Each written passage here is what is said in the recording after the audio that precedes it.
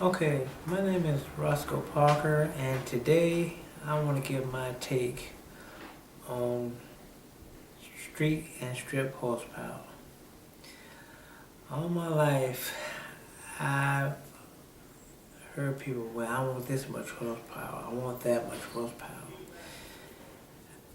I've always been the type of person, you got to drive this car day to day.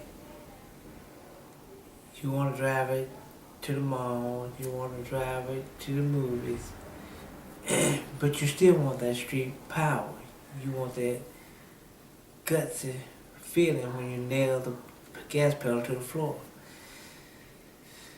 So I never thought horsepower meant that much to me. For number one, I took in consideration how much the car weighed.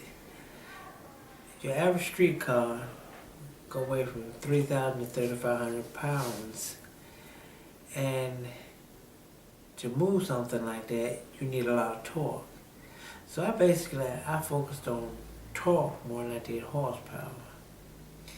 My theory is if you got a moderate enough amount of horsepower and you build enough torque into an engine where you can jump out there quick enough, far enough, and fast enough,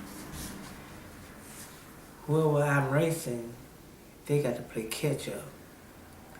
And that was my whole thing about racing. I've always been the type of person I like big engines. Big engines make a lot of torque.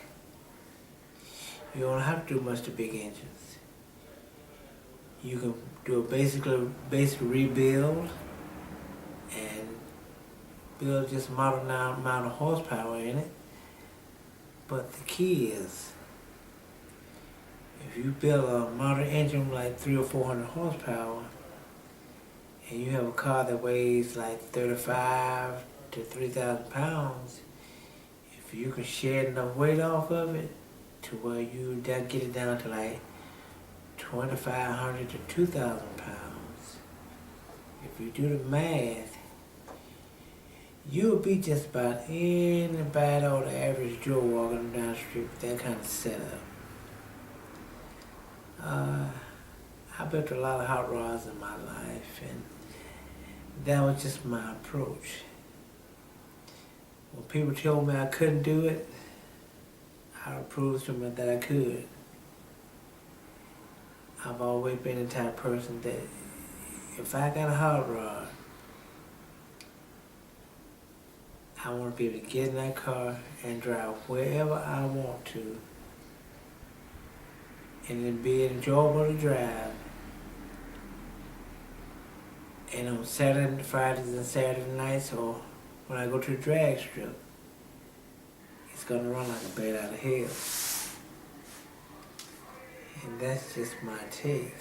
I'm a big fan of sleepers. You know, you know what sleepers are.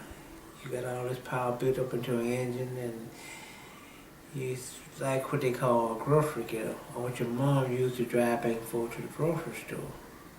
I love those. Those very neat.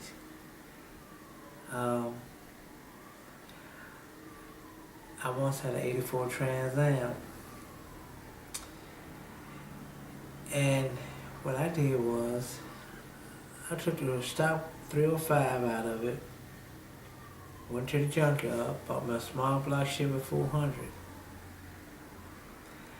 rebuilt it, put myself a nice set of factory bow tie heads on it, painted the engine back jet black, the way it came from the factory, put it back in the car.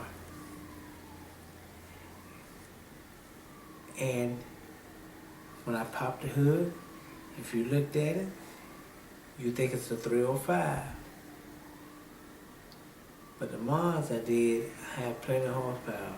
I had about 450 horsepower with a 5-speed transmission, a set of 373 gears in it.